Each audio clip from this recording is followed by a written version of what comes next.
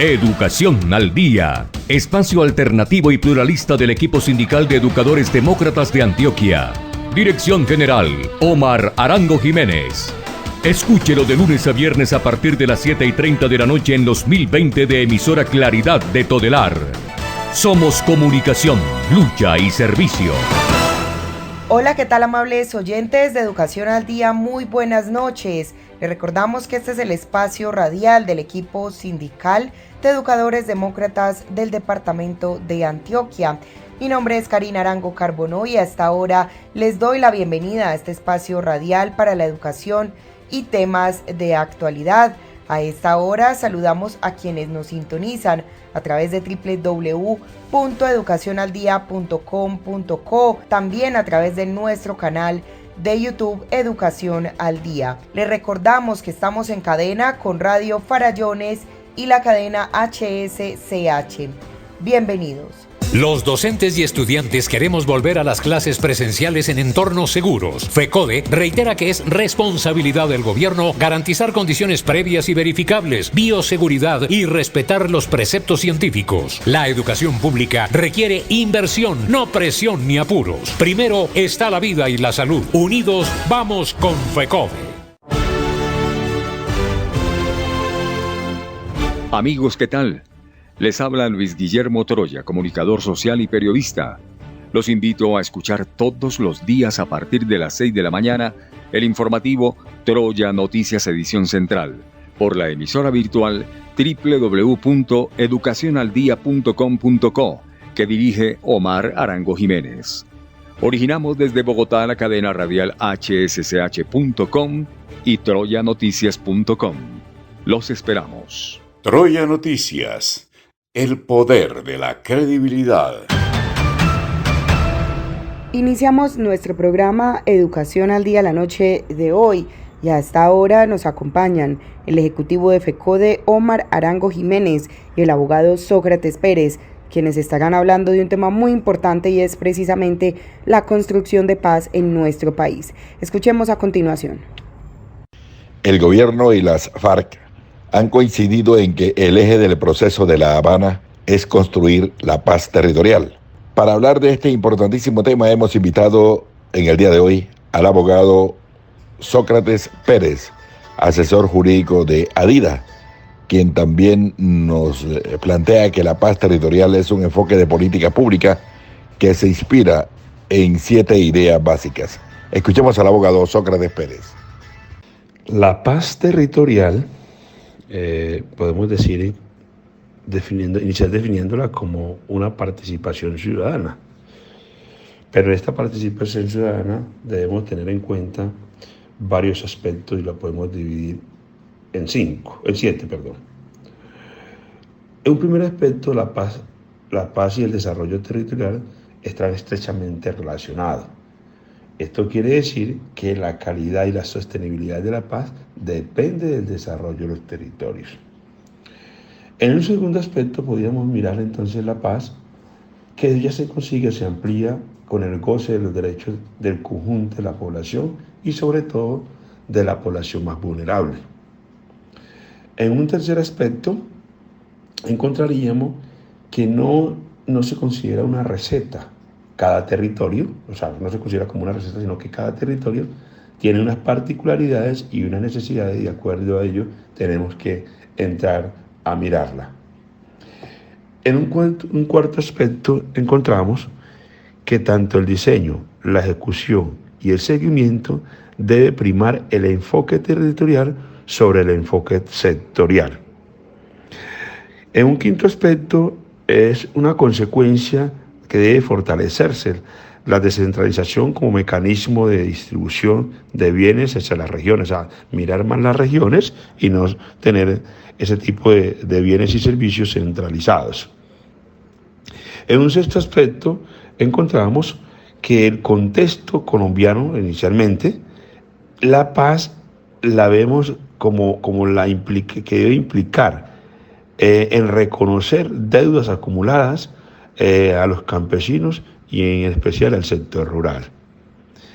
En un séptimo aspecto, esta paz territorial la podemos considerar como una gran apuesta por la participación ciudadana. Obviamente, cuando hablamos de la participación ciudadana, efectivamente se va a ver el desarrollo visto desde la expresión de la libertad y la descentralización de las estrategias para tomar decisiones que impliquen deliberaciones. Hay que hacer acuerdos y construcciones colectivas que solo puedan garantizarse mediante el ejercicio de la participación ciudadana. Doctor Sócrates Pérez, y a propósito de esto, ¿qué son los conflictos territoriales? Que los conflictos socioterritoriales podemos partir, que sean, vaya la redundancia, a partir de cambios de los valores de la sociedad, particularmente de los países desarrollados, que empiezan a valorar aspectos como el ambiente, toda vez que sus preocupaciones materiales, o sea, el sustento, la comida, ya han sido resueltas, y las crecientes competencias y escasez de los recursos naturales. O sea, allí con esa podríamos definir qué son los conflictos territoriales. Y a propósito de la situación difícil que viven muchas familias en el departamento del Chocó por desplazamientos, por el conflicto armado, ¿qué es esto del conflicto socioambiental, doctor Sócrates Pérez? Los conflictos socioambientales, un conflicto socioambiental es una situación en la que al menos dos grupos sociales se enfrentan en el ámbito público por la valoración, comprensión, el acceso o el uso de la gestión de la naturaleza. Y que este lenguaje de las ciencias ambientales de la utilización de las últimas décadas se conoce como biodiversidad y es el servicio ecosistemático, ya sea en el presente o futuro. Entonces allí hay una disputa por cuidar el ambiente, bien sea en la parte del ecosistema. Entonces hay enfrentamientos de diversos grupos. Estamos hablando con el abogado Sócrates Pérez, asesor jurídico de ADIRA, quien viene hablando de la paz territorial.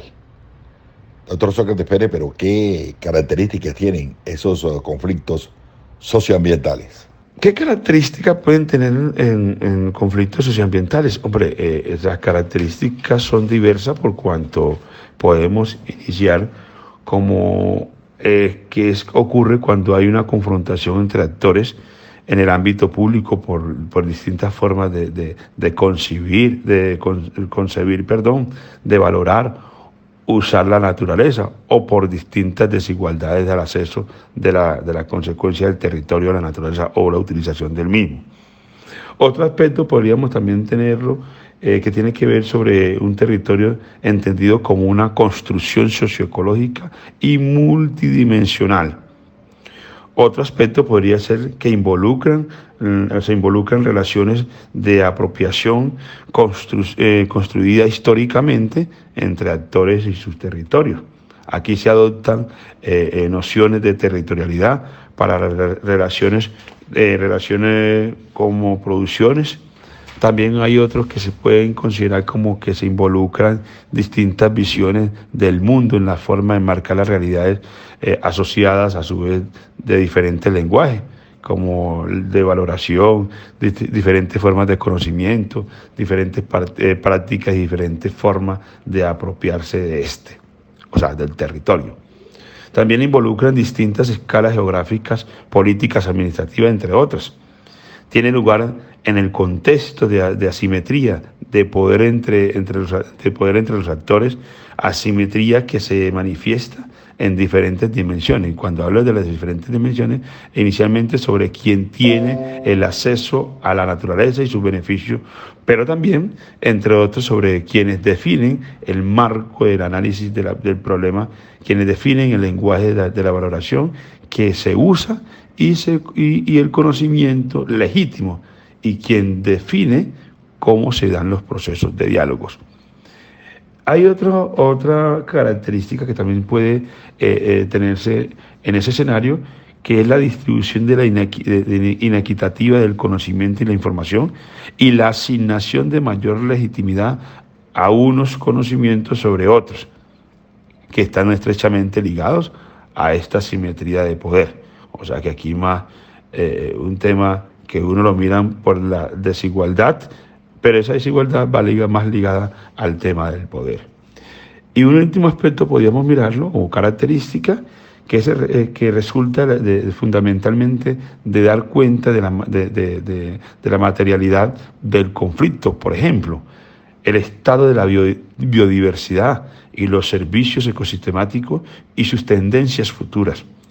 La cuestión de la legitimidad es de diferentes formas de conocimiento, la flexibilidad y los diálogos entre estas en unos que son mayores desafíos de las caracterizaciones de los ambientalistas o de las autoridades que tienen que ver con salvaguardar el tema del medio ambiente. No sin antes agradecer al abogado Sócrates Pérez sus importantes orientaciones y apuntes sobre el tema de la paz territorial.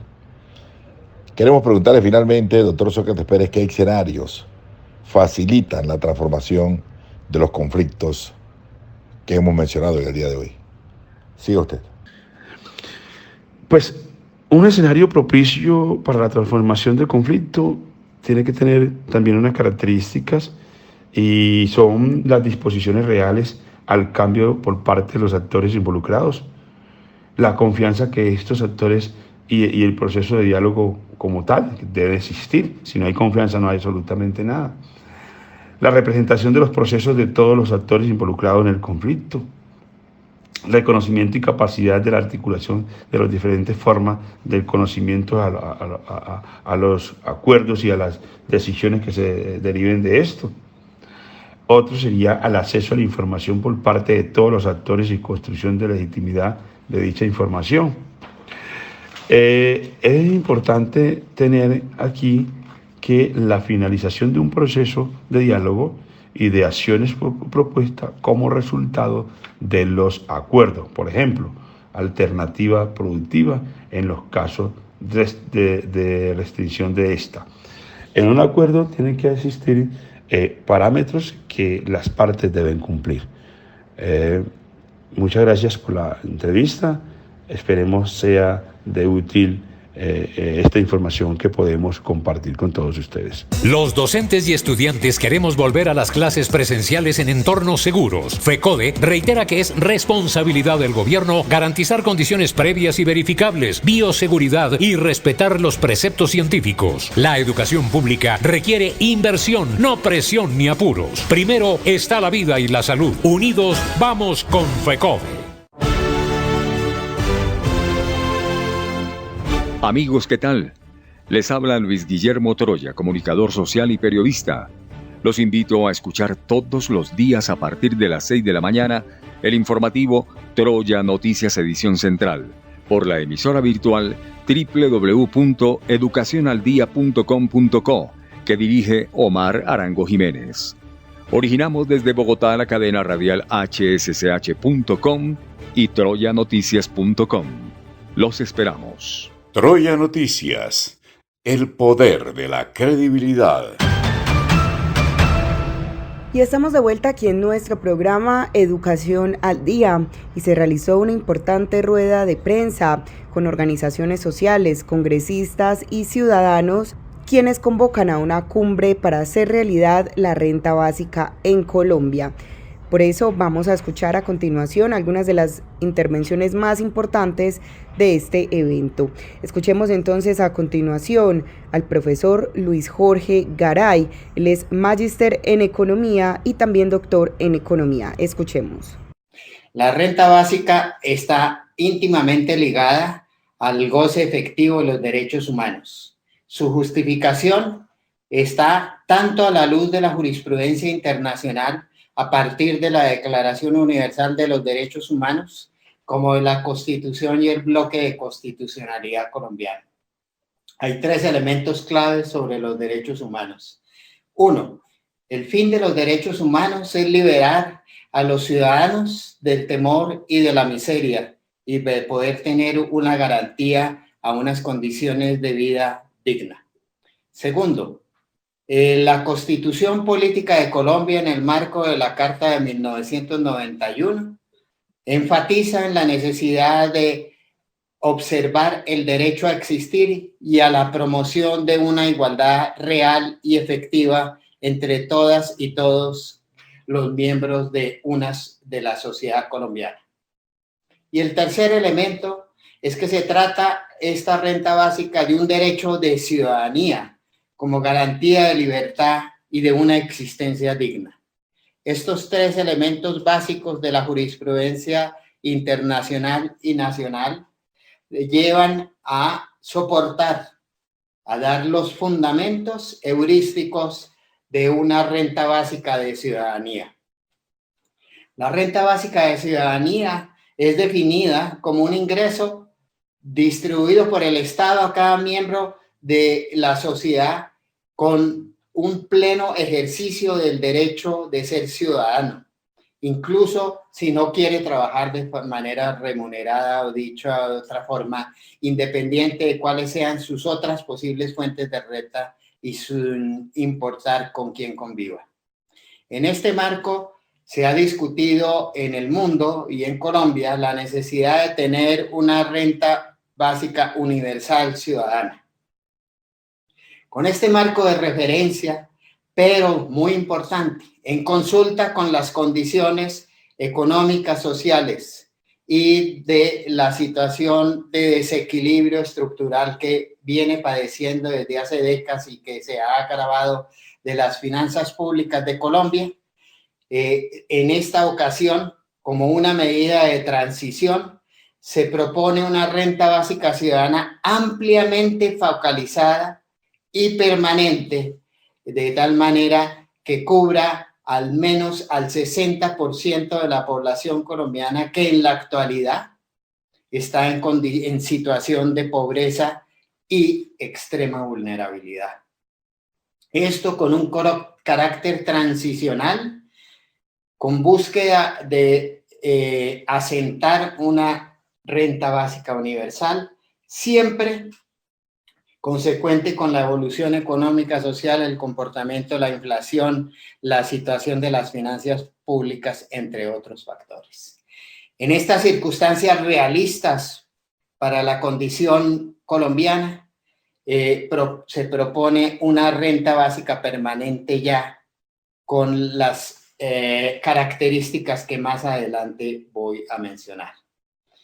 Quiero solo hacer énfasis en la necesidad de observar la grave crisis social y económica que padece el país.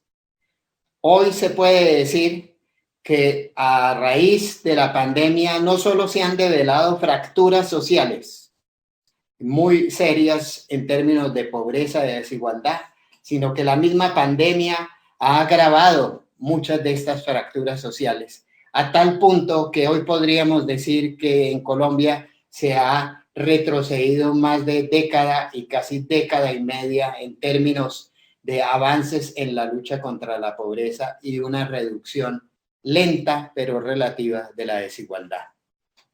Así, se piensa que el 45% de la población hoy probablemente está en condición de pobreza monetaria.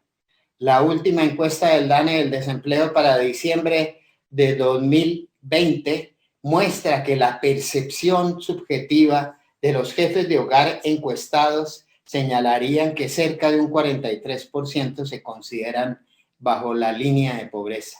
Sin embargo, debo destacar que en encuestas anteriores la percepción subjetiva de pobreza es muchas veces inferior a la situación objetiva de pobreza, de tal manera que podríamos pensar que más del 61,2% de la población colombiana hoy, en promedio nacional, estaría en situación de pobreza y vulnerabilidad, con un agravante muy serio, que en el caso de las zonas rurales, esta pobreza y vulnerabilidad alcanzaría más del 75% de la población.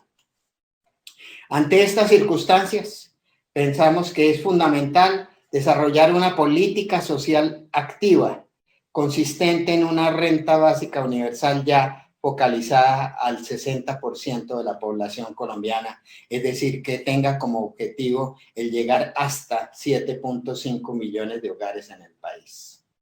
Esta renta básica, como fruto de un proceso de aprendizaje político, social y también de conocimiento experto en las discusiones que se han llevado a cabo en el último año a raíz de la presentación del primer proyecto de ley de renta básica de emergencia en el Senado de la República de abril de 2020, llegamos a la conclusión que es fundamental tener una renta básica permanente que tenga una propiedad que sea escalonada según el número de miembros del hogar, para así reducir en lo posible asimetrías e inequidades horizontales entre hogares, de tal manera que, como lo mencionaban previamente, se arrancaría con una transferencia monetaria incondicional de 320.000 a un hogar de un miembro hasta llegar a 470.000 para hogares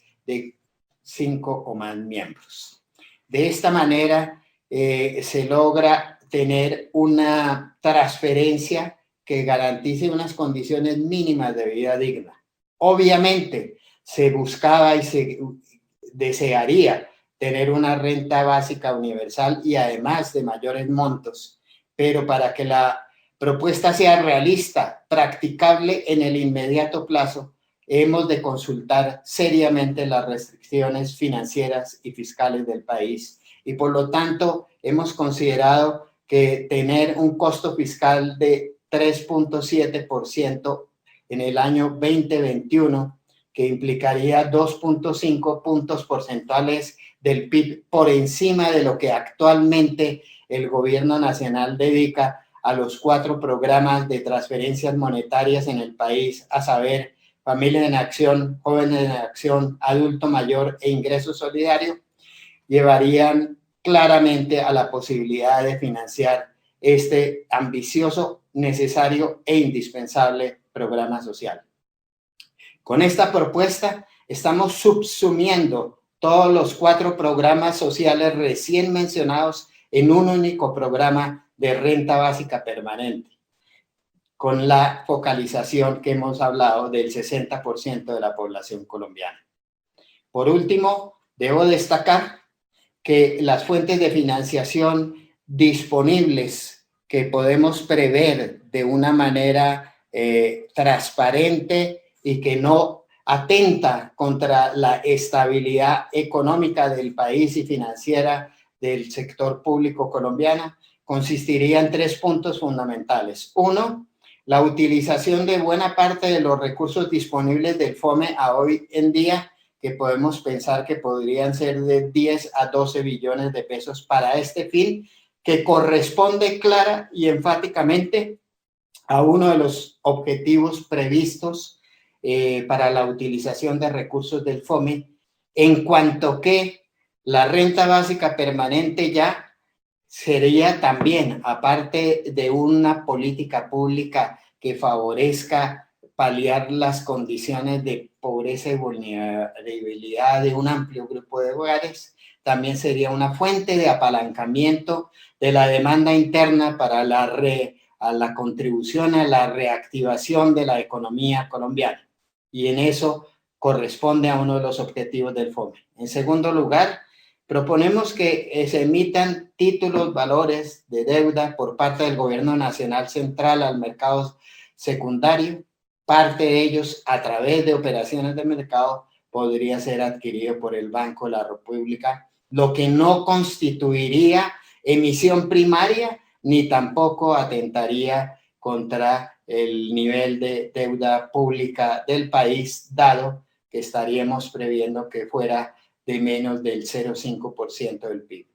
Y el tercer componente, claro, es poder reducir el costo de la deuda pública externa e interna actualmente contratada por el gobierno nacional, a tal punto que con una refinanciación de esa deuda a través de contratación de créditos y operaciones frescas de mercado en condiciones más favorables se pueden dado el stock existente de deuda pública, lograr financiar del orden de 0,6 a 0,7% del PIB, sin atentar de nuevo contra la estabilidad macroeconómica del país.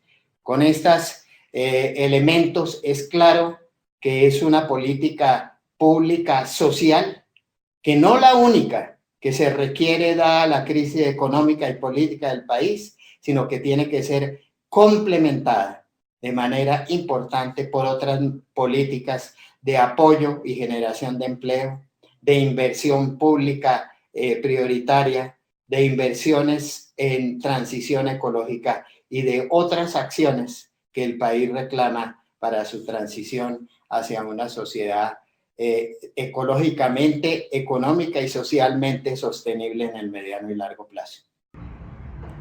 Y continuamos escuchando más intervenciones durante la rueda de prensa de organizaciones sociales, congresistas y ciudadanos, quienes están convocando a una cumbre para hacer realidad la renta básica en Colombia.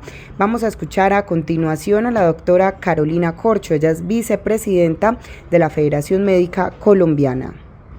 Reiterar la sumatoria de nuestras organizaciones médicas y del sector salud a esta cumbre social y política del 11 y 12 de marzo, a toda la ciudadanía. Para nosotros es fundamental, como médicos y como sector salud, la renta básica, porque no solamente la renta básica es el reconocimiento de un derecho ciudadano, de justicia social, de que el país logre salir de la pobreza, sino que es una medida necesaria para enfrentar la pandemia del COVID-19. Colombia es uno de los países del mundo con las mortalidades más altas por 100.000 habitantes. Tenemos un subregistro de mortalidad de las cifras oficiales del DANE, el Instituto Nacional de Salud, del 15%. Sin contar ese subregistro, estamos entre los 10 primeros lugares. Muchas de estas muertes pudieron ser evitables. Y en los rankings internacionales, Colombia ha sido evaluado como los peores países en el manejo de la pandemia. Y uno de los parámetros que evalúan los centros internacionales es el gasto público social destinado para la protección de la población para poder asumir medidas de confinamiento y cuarentena.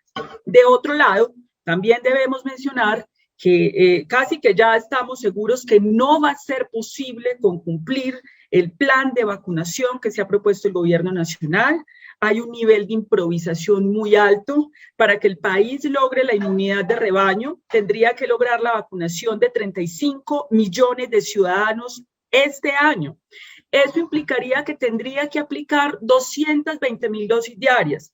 Y en este momento en Colombia, a 15 días después de inicio del plan de vacunación, hemos aplicado aproximadamente 140.000 dosis en 15 días. Esto no es un ritmo de vacunación cuando Colombia podría tener una mayor capacidad de vacunación. Hay una completa improvisación en este proceso, lo que va a hacer que no logremos superar la pandemia este año, y con mucha más razón se va a necesitar esta política pública, porque en el 2022 seguramente Colombia seguirá lidiando con este tema de la vacunación, que es fundamental, digamos, uno de los elementos fundamentales para enfrentar esta pandemia. En este sentido, por eso, como organizaciones médicas, organizaciones de la salud, como determinante social de la salud, la renta básica para nosotros es fundamental. Acompañamos y convocamos a los ciudadanos el 11 y 12 de marzo a participar en esta cumbre social y política para hacer un gran movimiento que interpele a un gobierno que no está haciendo lo que se tiene que hacer para enfrentar la pandemia.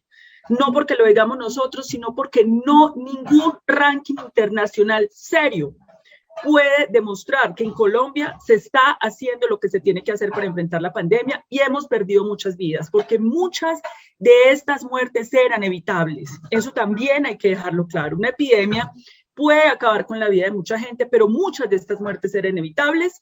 Por su parte, el presidente de la Central Unitaria de Trabajadores CUT, durante esta importante rueda de prensa, aseguró que la renta básica será sin duda una mejoría para los 30 millones de colombianos que estuvieron incluidos dentro de esas cifras de pobreza y desempleo que precisamente aumentaron tras la pandemia. Escuchemos. Ha dicho el DANE que desde el año 2019 los indicadores sociales se venían deteriorando. En el año 2019 hubo 1.300.000 más de pobres, aumentó el desempleo, y lo que ha hecho la pandemia es agravar estos indicadores sociales. También ha dicho el DANE que el año anterior, a noviembre, 12 millones de colombianos, que es la cuarta parte de la población, se acuestan con hambre. De esos 6 millones, solamente una comida ingerían al día. También ha dicho el DANE que a 30 de enero de este año se ha incrementado el desempleo en cerca de 1.750.000 trabajadores. Todo esto lo que muestra es la necesidad urgente que se produzcan cambios en la política social que articule la vida con la reactivación económica. Y en eso juega un papel muy importante que el gobierno acceda a la petición de estas 160 organizaciones sociales y más que se van a sumar a las cerca de 50 parlamentarios, de que haya renta básica para cerca de 7.600.000 personas. Estas personas van a tener ingresos y pueden reactivar la economía. Y habrá desempleados que están en el rebusque que si reciben la renta básica no salen a exponerse. La renta básica es una suerte de plan de choque que permite reactivar la economía y preservar la vida para que los que están en el rebusque que tengan renta básica no salen. Esta también ha sido una propuesta del Comité Nacional de Paro que presentó en el pliego de emergencia, la cual el gobierno se ha negado a negociar.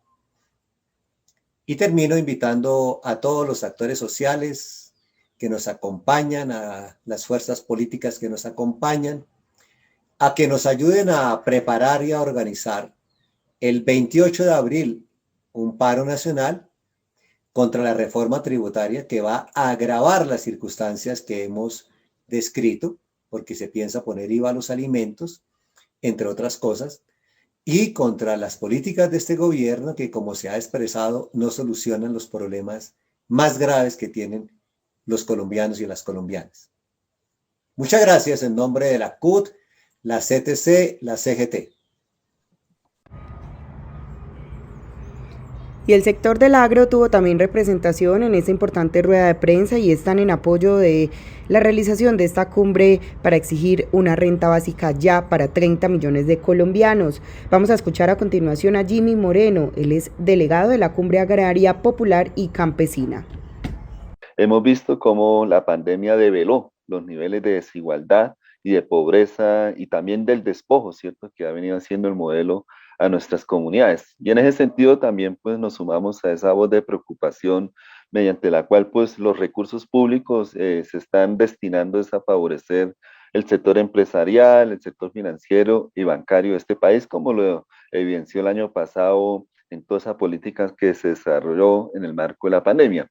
En ese sentido, desde los pueblos que articulamos la Cumbre Agraria Campesina, étnica y popular, y en especial de la población campesina, que es una población que no se le reconocen sus derechos, ¿cierto? Que en el país hay más de 11 millones de población campesina, pero que evidentemente pues están siendo sumidas en el total abandono, en el despojo, en el desconocimiento como cuidadores de la vida, del territorio, de los bienes naturales.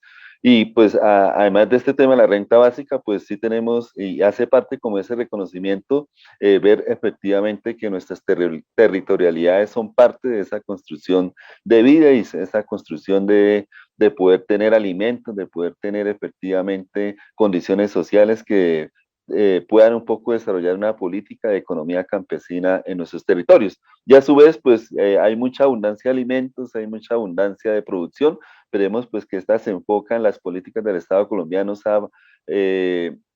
básicamente hacia las cadenas empresariales, hacia las grandes cadenas de almacenes, que son las beneficiadas con su política. En ese sentido, creemos que hoy el llamado es a defender el campo, defender nuestros alimentos y obviamente sumarnos a esta propuesta de cumbre por la renta básica. Es una cumbre que articula los procesos sociales y políticos, que está en perspectiva de mejorar esas condiciones económicas, sociales que tiene hoy la población, especialmente la que está asentada más en los territorios rurales. En ese sentido, pues nos sumamos a esta invitación el 16 de marzo a radicar el proyecto de ley, ¿cierto?, junto a los congresistas y las congresistas que están articuladas, y a convocarnos a todo el país, a toda la sociedad, este 11 y 12 de marzo, a esta gran cumbre social y política por la renta básica ya, y a que efectivamente en los escenarios de movilización como el 28 de abril, pues efectivamente sigamos levantando esa bandera que busca pues que en el marco de la pandemia se pueda garantizar condiciones de vida digna para nuestras comunidades.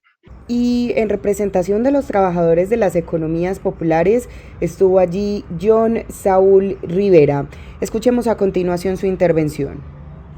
Soy el presidente del Sindicato Asociación de Trabajadores Independientes. Y claro, nos sumamos a esta propuesta. Extendemos la invitación a todas las organizaciones sociales del país y a todas las organizaciones de vendedores y vendedoras informales del país a sumarse a esta propuesta a realizarse el día 10 y 11 de marzo del año presente. Decir que para nosotros es importante como sector poblacional que esta propuesta o este proyecto de ley se lleve a cabo por las condiciones socioeconómicas que pasamos como sector, que es un sector vulnerado en sus derechos por las diferentes políticas arbitrarias de un gobierno nacional que no ha querido reconocer la ocupación u oficio que desarrollamos nosotros. Ahí en la ciudad de Bogotá podemos haber 500.000 compañeros y compañeras vendedores y vendedoras informales, y que a nivel nacional podemos haber 8 millones de personas, y que esta pandemia a nivel mundial ha generado una fragmentación en la estructura económica o en la débil economía de nuestro sector poblacional, y ha pasado a jugar inclusive con la salud mental de muchos de nuestros compañeros. Por ejemplo, conocemos de 4 casos en que compañeros se han suicidado por la situación socioeconómica por la que estamos pasando.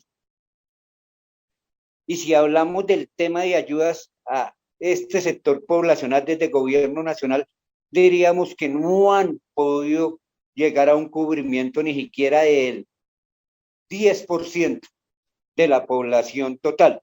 Pero a eso añadirle que a la hora de desarrollar cualquier clase de política pública se debe tener en cuenta no solo la condición de estar en el CISBEN, porque inclusive la manera metodológica como se implementan esta clase de programas a la hora de acercarse a las personas a caracterizarlos, no es la mejor manera. El simple hecho de usted tener un televisor de esos gorditos ya lo vuelve a usted un puntaje nivel CISBEN 47, 48, 52%.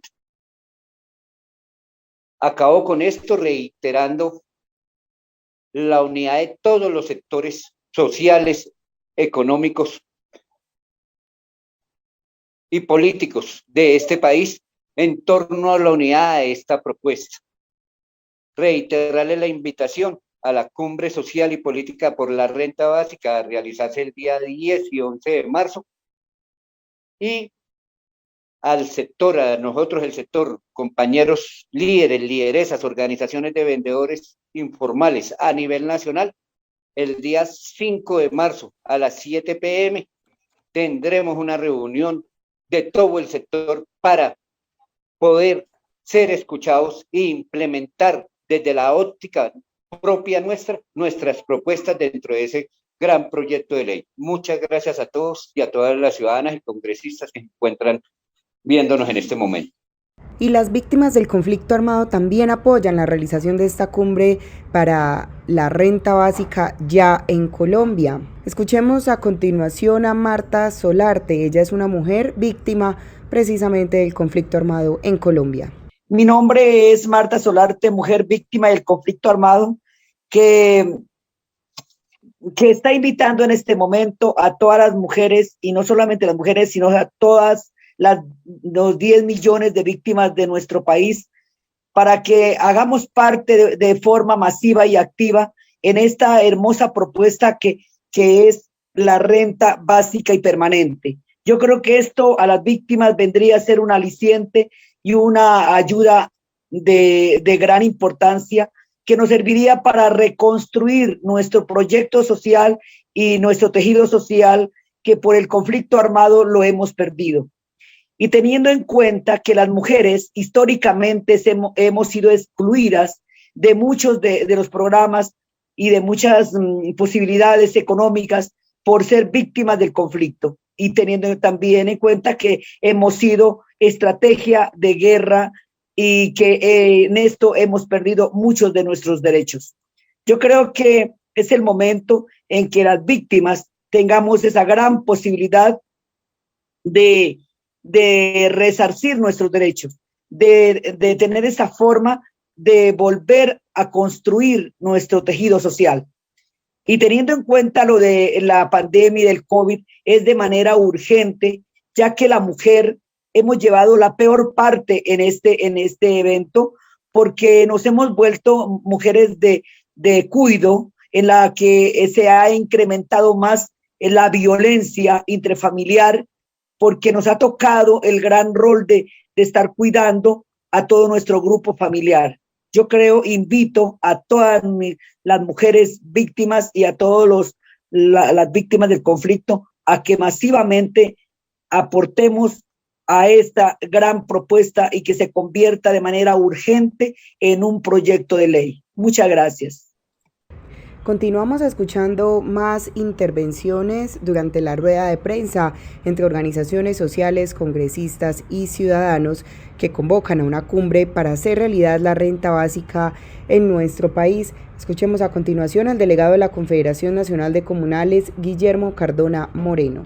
Sí, en Colombia existen 64.000 juntas comunales con unos 7 millones de afiliados y son, por supuesto, un sujeto de mucho interés para una renta básica. Hemos trabajado hace muchos días el tema de un plan de emergencia para la supervivencia de los municipios. Algo hemos avanzado con los mercados campesinos, la olla comunal, las orellanas, los hidropónicos, pero allí está, por supuesto, también la renta básica que tiempo atrás se viene planteando. Consideramos que en este momento existen en el campo una gran producción, la acción comunal de un 65% es campesina. Hay mucha yuca en la costa, ñame en la costa que se está perdiendo, plátano en los llanos que se pierde. Y no es que la gente no necesite, la gente sí necesita, lo que pasa es que no hay un circulante para que esos productos lleguen al consumidor, y allí sí que tiene una validez bien importante la idea de la renta básica, que haya con qué comprar, con qué adquirir estos productos. Creemos que lo que le falta al gobierno es interés político, que piense más en función de los intereses del conjunto de la población más que el sector bancario. De hecho, hay muchos recursos que han destinado para la pandemia, pero atrás del sector bancario, que circula la plata en un 90% a través de medios virtuales y nada a través del circulante para que la comida y los bienes de consumo diario lleguen a la población. Nosotros, por supuesto, que estamos bien comprometidos en este tema del encuentro del 10 y 11, y allí estaremos apoyando en todo lo que podamos este proceso hacia la renta básica. Muchas gracias nuevamente en nombre de los organismos comunales de Colombia. Y uno de los parlamentarios que más ha apoyado esta renta básica para 30 millones de colombianos es el senador Wilson Arias. Por eso escuchemos a continuación su intervención durante esta rueda de prensa. Sí, en efecto. Creo que hay que aprender de la experiencia. Y la experiencia anterior tuvo que ver con varias cosas. Una, que también hubo un amplio respaldo. Yo quiero hacer reconocimiento. Como en esta oportunidad, iniciar un comité de impulso de una cumbre agraria con 49 congresistas en su compañía, me parece que es un muy buen balance. En esa oportunidad, hace un año venimos en estas lides, a inicios de la pandemia, también tuvimos la iniciativa de la sociedad, de la academia y de sectores parlamentarios y encontró varios escollos. Yo pienso que buena parte de ello estuvo referido a la actitud gubernamental, un problema de voluntad política. Encontramos inclusive muchos parlamentarios que acompañaban en las conversaciones, en la reflexión, en el debate, inclusive el debate general sobre el tema de la emergencia económica, con razones muy poderosas. Yo muy poco tengo que agregar a lo dicho por Luis Jorge Garay, por la defensa del mercado interno, por razones éticas muy poderosas que aquí han dicho, sobre las cuales quiero puntualizar, por razones económicas, sociales, éticas, morales, inclusive, que es parte de una discusión muy importante. Pero el gobierno hizo todo lo posible por deshacer ese volumen tan importante. Inclusive, yo creo que en comisiones hubo una especie de actitud no leal de algunas mesas directivas en relación con esta iniciativa. Pero lo que yo quisiera resaltar es que desde entonces hasta hoy ha corrido mucha agua debajo del puente. Tanto en materia de la evolución social de la pandemia, a mí me impresionan las cifras de Luis Jorge Garay hoy, pero también de quienes han intervenido. Esto es una potencia muy grande, entonces quiero dejar dicho eso en primerísimo lugar. Cuando en estos momentos una fracción de la sociedad colombiana se acuesta sin comer, cuando ha sido evaluado y constatado, esto no son cifras, no son haces sacados de la manga, cuando la proyección de la pobreza y la vulnerabilidad va por el 61% en las zonas urbanas y el 75% en la ruralidad, esto es un problema muy apremiante en términos sociales. No son los trapos rojos, es también el DANE, es la constatación pública de un drama social enorme. Pero si a eso le agregamos otras razones que también fueron invocadas desde esa época, es que la CEPAL ha señalado que se han quebrado más de 140.000 empresas a falta de capacidad de operación. Tienen un volumen de operación, no operan a su nivel, porque la gente, como lo acaba de decir muy acertadamente desde la Junta de la Asociación de Juntas de Acción Comunal, el sector comunal está diciendo, hay producción pero no hay capacidad de compra. Ese hecho, dicho en términos económicos, ha sido también perfectamente constatado. Tuvimos el año pasado varios meses de inflación negativa o tendiente al cero, y la sociedad y la academia y el gobierno saben lo que eso significa. Se ha caído la inflación porque se ha caído la capacidad de compra, lo cual ha afectado los precios.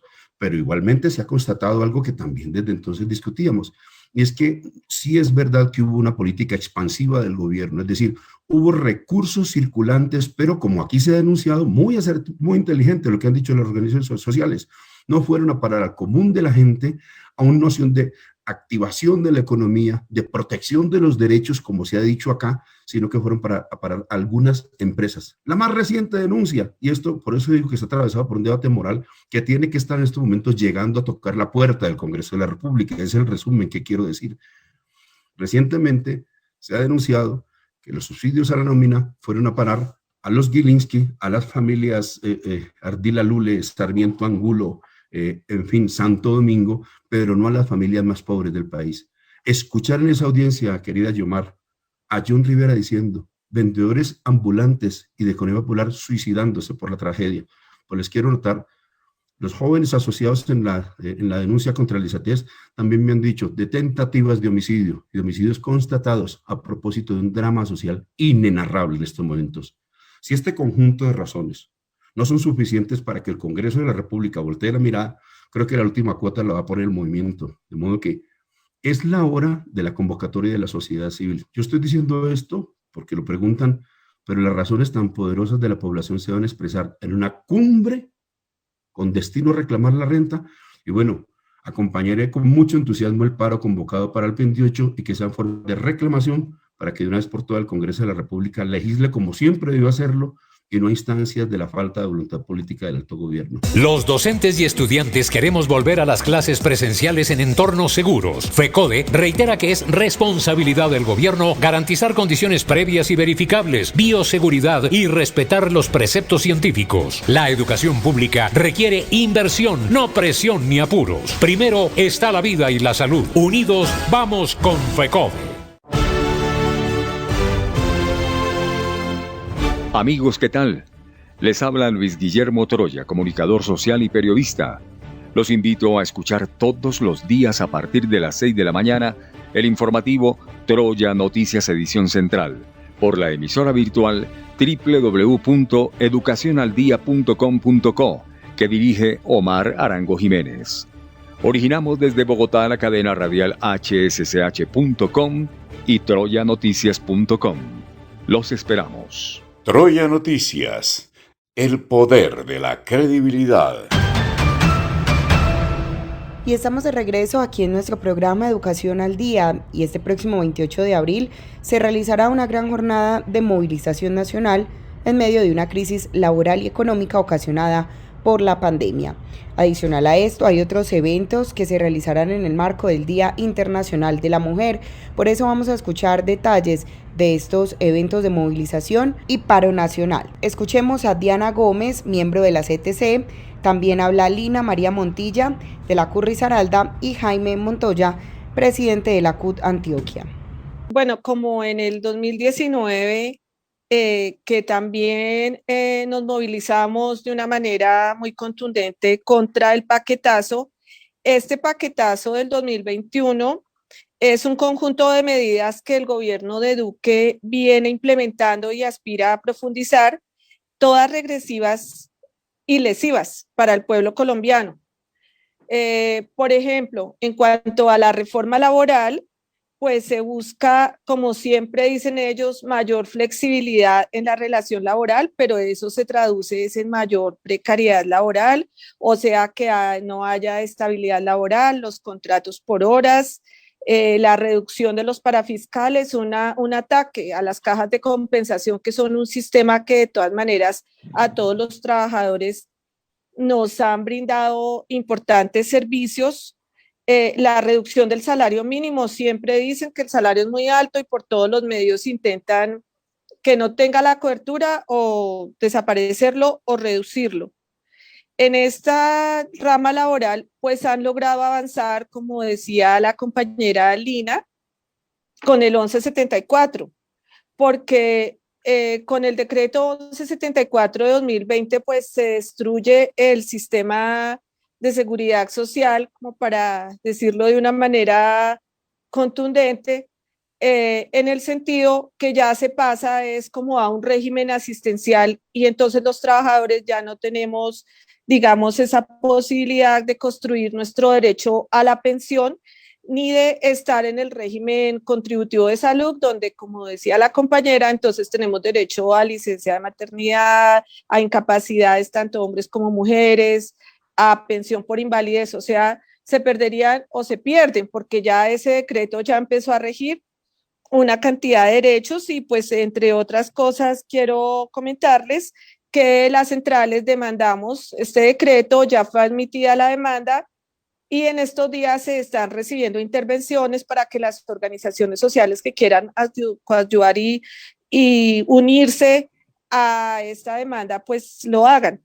Por otro lado, pues como les digo, la reforma pensional, que también fue una manera que se hizo en el 1174, lo que busca es fortalecer los fondos privados, debilitar Colpensiones y afectar la posibilidad en general de que nos pensionemos. Y en cuanto a la reforma tributaria, pues gravar más a las personas y a los sectores de menos ingresos y beneficiar con más exenciones a los poderosos, cuando lo que se debía hacer era lo contrario, unos impuestos para los grandes ricos del país y por el contrario, reducir el IVA para toda la población, porque es el impuesto más regresivo, porque pues una libra de arroz pues le cuesta lo mismo a una persona de bajos ingresos que a una de altos, y tanto el de bajos como el de altos tiene que pagar el mismo impuesto. Entonces el IVA es algo muy regresivo, y es otra de las intenciones del gobierno, siguiendo recomendaciones de la OCDE y siguiendo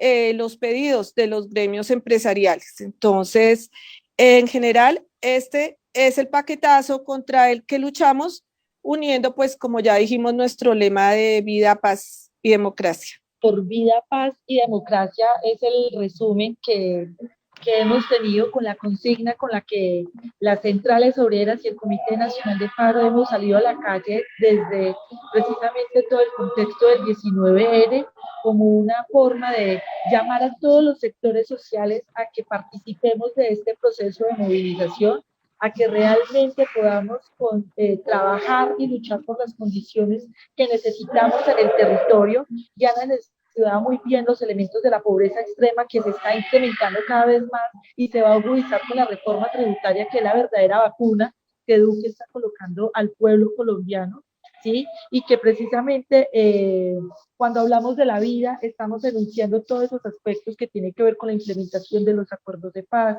con el que se detenga el asesinato sistemático de líderes, lideresas sociales y firmantes del acuerdo. Un elemento que quería incluir también es precisamente la defensa de la JEP y el papel que viene haciendo ahorita con el tema de los falsos positivos, al dar una cifra que es escandalosa, pero que nos ubica precisamente en la realidad de nuestro país y todo lo que significa precisamente avanzar en una vida digna, y es tener las condiciones sociales para poder vivir en nuestro país. La democracia, porque también tenemos serios problemas precisamente para ejercer la oposición en nuestro país. Hay un gran avance en la bancada alternativa que tenemos hoy en el Congreso, pero también nos falta avanzar en los escenarios locales, en las corporaciones, en los territorios, precisamente para tener este elemento garantizado, ¿sí? Pero que se nos escuche realmente como Comité Nacional de Paro, porque hemos tenido muchas negativas por parte del gobierno nacional para avanzar en ese proceso, en la negociación del pliego que se aprobó hace un año, precisamente antes de la emergencia,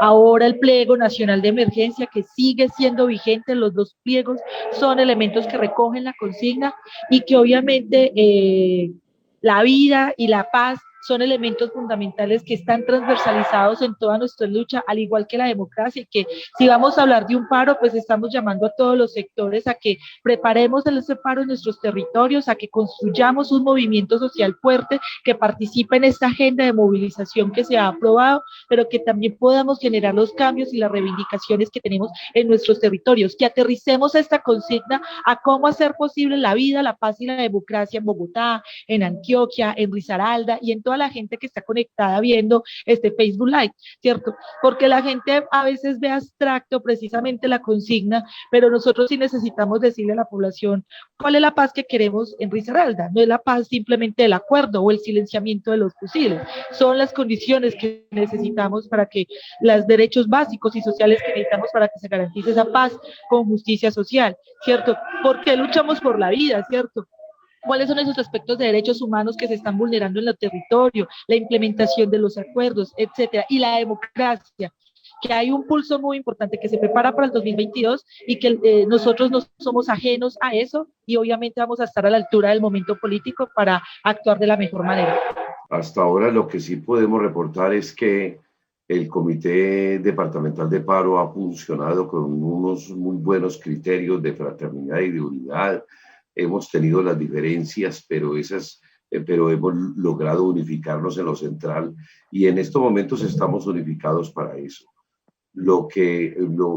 Eso de que todos los caminos conducen al paro es precisamente para lo que vamos a realizar el 28 de abril y que ojalá se prolongue para que el 1 de mayo sea una cosa gigantesca, ojalá también con un paro nacional, ¿no es cierto?, que tome una forma, pues estamos en unas condiciones difíciles por la pandemia, veníamos muy bien por allá a fines del 2019 y comienzos del 20, se nos vino, pero ya es la hora, ya aprendimos de la pandemia y creo que vamos a tener que hacer un esfuerzo muy grande para que se siente precisamente el gobierno a negociar con el Comité Nacional de Paro el pliego de emergencia.